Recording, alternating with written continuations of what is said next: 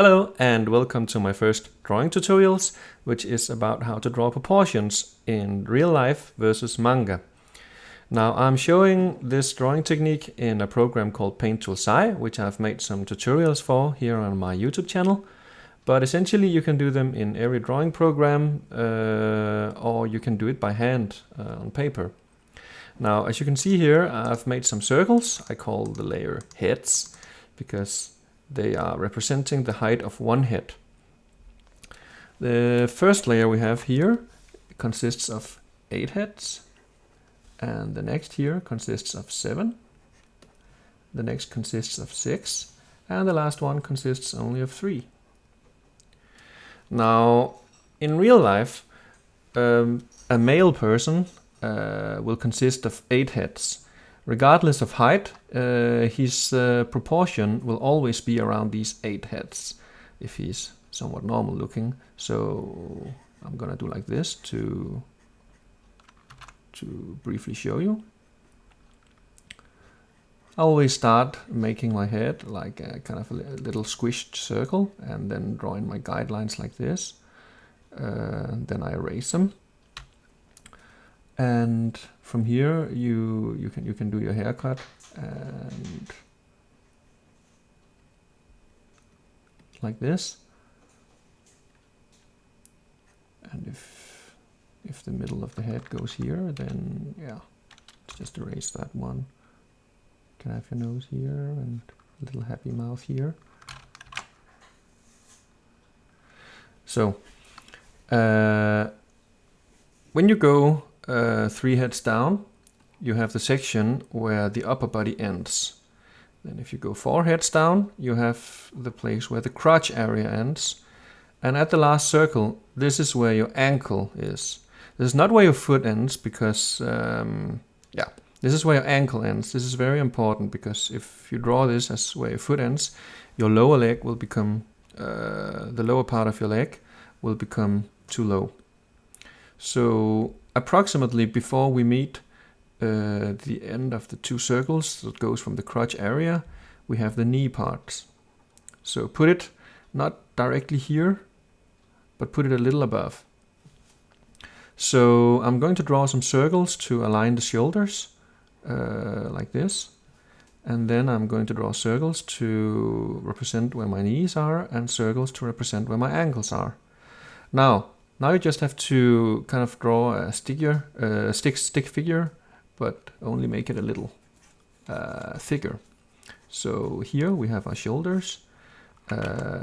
If you want, you can call this line of action, but there's no. This pose is really not dynamic enough for it to be a real line of action. So, and then you have your legs here, and the other leg goes here. So let's give it a little more bulk. So the upper body will be somewhat like this. Just imagine those wooden stick figures that you can buy in most stores that are supposed to help artists pose their figures better. And you pretty much will see what I'm getting at here. So let's just use the eraser tool like this. And see, this is really important. I said this is where the crotch area ends. So the legs will go up like this. And you will have this kind of proportion here. So the leg begins a little higher than that, which is also the reason why we put our knees a little above the line where those 2 circles ends. So we're gonna have the thigh here. And the other leg goes here. So, and then draw the ankle here, the lower parts of the leg here, and then our foot comes here.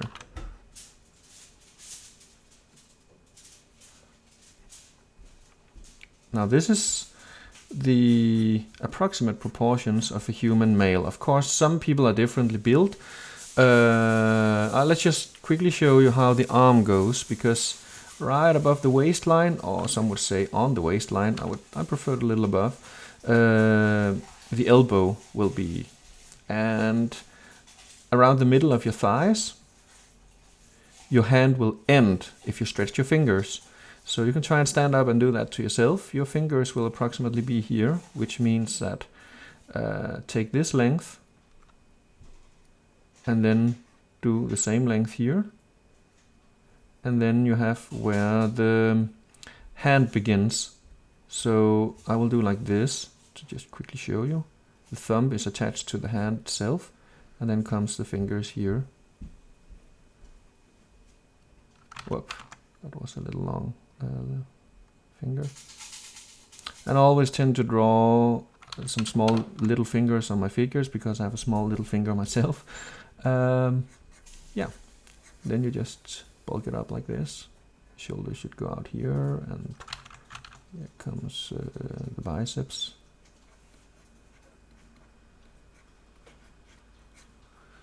It's kind of a thin man that I made here. You can make him bulkier if you like. This is mostly to show you how the male is proportioned. So keep in mind that this is not in any way going to be a final drawing. Of course, clean up your lines afterwards and things can become better looking. Now, when drawing a normal female,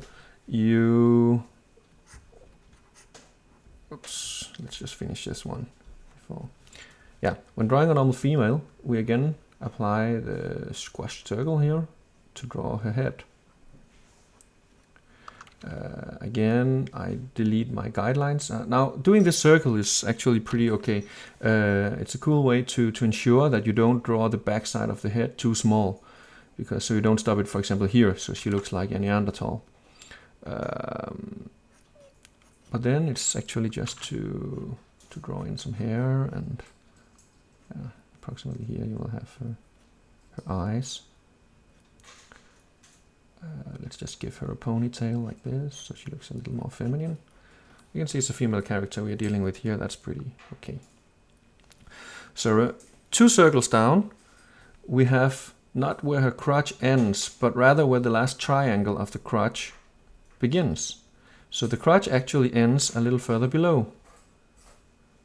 So that's what this marks. Kind of 1/3 down from the middle, from between those 2 circles where they meet. 1/3 down, we have where her lower abdomen begins. So again, we do like this, and we do like this. And her upper body will be what's left. Don't make her too broad. She's not supposed to be like a male. So we will do approximately like this. And again, I draw her like one of those wooden dolls because it's so much easier to fancy those proportions. Now, some would say that breasts would have to end approximately at the second circle where it meets the third circle. Now, if you do that, they will kind of be sagging a little, so let's not. Of course, it depends on the age of your female character. So they will be approximately here. Remember, where your breast ends, the armpit begins. Let's take a small leap and go down to the knees. They will be placed approximately precisely at this intersection of your 5th and 6th circle. And from here, you again have the ankle here. So once we begin applying this, we will see that her leg will be longer in proportion to her total height than the male. So women have longer legs and men have longer upper bodies in comparison to their full height. Many people don't know precisely how to proportion kids, but for kids, just remember, you keep approximately the same head size as you would do adults, and then you have less heads for the total height. We will take a look at that later on. Just to finish here, her elbow will be at the intersection of her where her upper body meets her abdomen. And her fingertips, they again have to stop at the middle of her thighs, so approximately here. And this length again has to be the same of where her wrist begins, or where her hand begins. So again, draw a square to make out a hand, and then her fingers.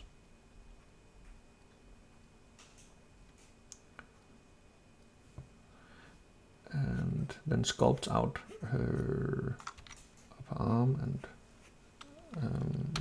and her lower arm.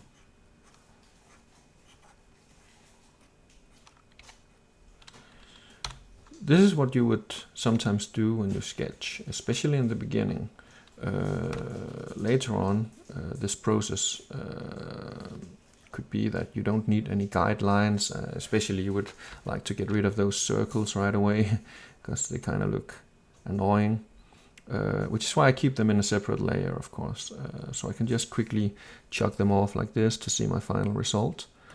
Now, notice here that I have 6 heads. Now, when doing manga, it depends, of course, on which style of manga you want to draw in, but you would typically skew to the right. So the male becomes 7 heads, and the female becomes only 6 heads. When the male becomes 7 heads, he will look more childish, because his head will be bigger in proportion to the total height that he has. The same goes with the girl. So let's just take a look at the anime girl or woman. This is not a young teenage girl, but she will appear to be really young looking, which is also why many manga characters look so young, because this is the way that most of them are proportioned.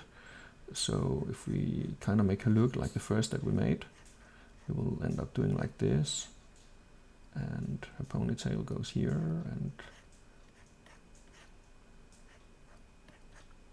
so we have a character that looks somewhat like this. Again, middle of her head and the eyes. So here we proportion a little differently. Just above the intersection of the second and the third circle will be where her abdomen begins. So if her abdomen begins here, her upper body actually ends here already. So as you can see already now, this creates a more childish proportion. This is the way that manga is made, however. So,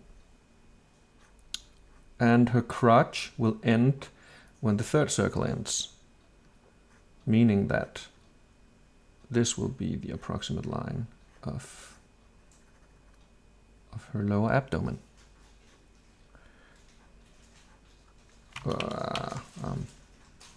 Kind of not in shape.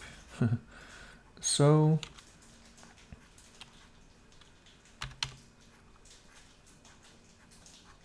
will be like this, and her knee will be here, meaning that if you take from here to here and from here to here, here's for the lower leg there will be 2 full circles, whereas for the upper part of the leg, the thigh, there will only be 1.5 circle.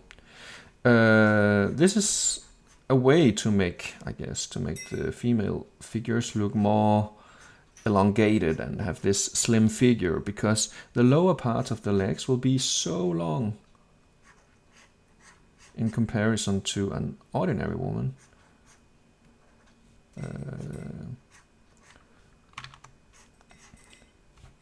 So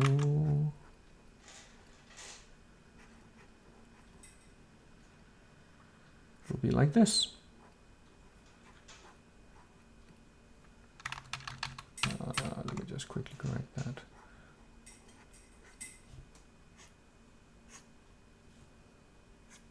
And again, our elbow is where the upper part of the body meets the abdomen, and her hand should stop at the middle of her thigh here, or her finger should stop here. This has to be equally as long as the next part here. So here is our 3 circles for the shoulder, the elbow, and the wrists. And now often we see that this is skewed somewhat, especially the hands on mangas. They can be more or less delicate. It depends. Again, there's many types of manga styles. Just take a look at movies by Studio Ghibli, compare them to, for example, Pokemon, which many of you surely knows. You'll see those are two very different styles. This is closer to how Ghibli proportions their characters than to how, for example, the Pokemon and Yu-Gi-Oh characters are made. So the last one we have over here is a kid. You could either say that in human terms it could be a small infant, or in manga terms it's a larger kid, like for example age of 8, where in real life this would be kind of a 4-year-old, 3-4-year-old. Now you will always make your circle very broad, and then the chins will be like this. Then we remove, and we will get kind of this bulky head, which is what a baby looks like, or a child. And let's just make it androgen, like unisex. It's not possible to see what kind of gender this is, because it's not really important. Those are made very much the same way. So having only 3 circles to deal with, the legs will be the last circle, and the upper body as a whole will be this circle. Now up here in the earlier drawings, we separated the upper body and the lower part of the body. In a child, we could do the same. They're built the same way as adults, but visually it's so much easier if we just make a blob like this. I'm not saying every kid is fat. This is just how they tend to look, because they are more, what would you say, bulky looking, because they are so small, and adults are so big. So approximately halfway here we will have the kneecap. So, and then we have down here the beginning of the feet. And children always also have relatively big feet if you draw them as a manga. So they will be like puppies who have 2 large paws, and in comparison to their total body size. So here. And their fingers should not stop down here. Some would say that they should, but I would actually prefer that they stop approximately here, to give them this more cute appearance. So they look less limby, you know. Their limbs are not long and elongated as in an adult. Their limbs are small and cute, and they can't really reach stuff, which is pretty fortunate for the rest of us, because then they can't reach the remote and change the channels all the time. It's bloody annoying. So like this. This ends the proportion tutorial. So I hope you learned something and you enjoyed watching. Thank you for watching, and see you next time.